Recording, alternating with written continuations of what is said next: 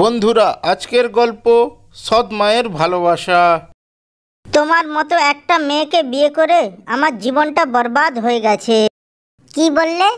আমার মতো একটা মেয়েকে তোমার বউ হিসেবে পেয়েছো? এটা তোমার 7 জন্মের ভাগ্য। বরং তোমার মতো একটা পাত্রকে বিয়ে করে আমার জীবনটা ছারখার হয়ে গেছে। না পাচ্ছি ভালো মন্দ কিছু খেতে, না পাচ্ছি সুখে সংসার করতে।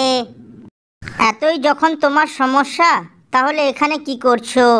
যাও, চলে যাও এখান থেকে। কি এত বড় কথা তুমি আমাকে বলতে পারলে? ঠিক আছে, আমি আমার মেয়েকে নিয়ে এক্ষুনি এখান থেকে চলে যাব। মুনি, তুই চল আমার সঙ্গে। হ্যাঁ যাও, তোমার মুরদ আমার জানা আছে। সেই ঘুরে ফিরে এখানেই আসতে হবে তোমাকে। এরপর টুনি তার মেয়েকে নিয়ে ওখান থেকে চলে যায়। কিছু দূর যাবার পর টুনি তার মেয়েকে বলতে লাগলো, মুনি, জায়গাটা খুব সুন্দর। আমি এখানেই বাসা বানাবো। আমরা দুজনে এখানেই বসবাস করব। এরপর টুনি ওখানে একটি বাসা বানায়। বাসা বানানোর পর টুনি মুনিকে বলতে লাগলো, মুনি, বাসায় তো কোনো খাবার নেই। তুই বাসায় থাক, আমি জঙ্গল থেকে কিছু খাবার সংগ্রহ করে নিয়ে আসছি। এরপর টুনি খাবার সংগ্রহের উদ্দেশ্যে বাসা থেকে বেরিয়ে গেল। ও কিছুক্ষণ পর টুনি কিছু শস্যদানা সংগ্রহ করে বাসায় নিয়ে আসে। এইভাবে কয়েক মাস কেটে গেল। একদিন টুনি খুবই অসুস্থ হয়ে পড়ল। টুনি মুনিকে বলতে লাগলো, শোন মুনি, আমার মনে হচ্ছে আমি আর বেশি দিন বাঁচবো না। না মা, তোমার কিচ্ছু হবে না, তুমি ভালো হয়ে যাবে। শোন মুনি, আমার কিচ্ছু হয়ে গেলে তুই এই জঙ্গলে পাখিদের সঙ্গে মিলেমিশে থাকিস, কেমন? এই কথা বলার পর টুনি মারা যায়। মুনি তার মায়ের সামনে বসে কাঁদতে কাঁদতে বলতে লাগলো, মা, তোমার কি হয়ে গেল? তুমি আমাকে একা ফেলে কোথায় চলে গেলে মা? এখন আমি কি করব? ওই সময় ওই জায়গা দিয়ে কাকলি উড়ে যাচ্ছিল। কাকলি মুনির কান্নার আওয়াজ শুনতে পায়। ও কাকলি মুনির কাছে গিয়ে মুনিকে জিজ্ঞেস করলো, কি হয়েছে তোমার? তুমি কাঁদছো কেন? দেখো না, আমার মা আর কথা বলছে না। কাকলি বুঝতে পারলো যে টুনি আর বেঁচে নেই। তাই কাকলি মুনিকে বলতে লাগলো, তুমি আমার সঙ্গে আমার বাসায় চলো, তুমি আমার সঙ্গে থাকবে। এরপর মুনি কাকলির সঙ্গে ওর বাসায় চলে যায়।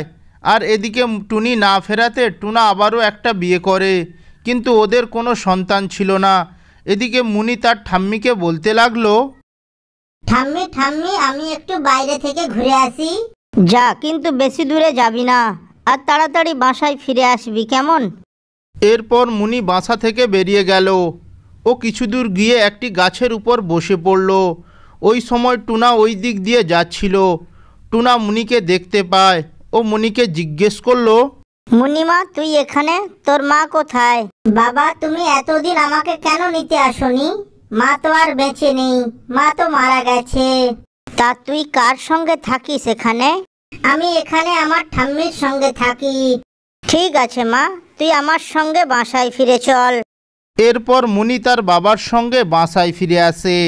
মুনিকে দেখে মালতী খুবই খুশি হয়। টুনা, তুমি আমার জন্য মুনিকে এখানে নিয়ে এসেছো। তুমি খুব ভালো কাজ করেছো। মুনি এখন আমার কাছেই থাকবে, আমার মেয়ে হয়ে। ঠিক তখনই মুনি বলতে লাগলো, না মা, আমার ঠাম্মি আমার জন্য ওখানে অপেক্ষা করছে। আমাকে এক্ষুনি ফিরে যেতে হবে। এই শুনে টুনা বলতে লাগলো, শোন মুনি, তোকে কোথাও যেতে হবে না। আমি এক্ষুনি গিয়ে তোর ঠাম্মিকে এখানে নিয়ে আসছি। তোর ঠাম্মি আমাদের সঙ্গে এখানেই থাকবে। এরপর টুনা গিয়ে মুনির ঠাম্মিকে বাসায় নিয়ে আসে। ও তারা সবাই মিলে ওই জঙ্গলে সুখে শান্তিতে বসবাস করতে থাকে।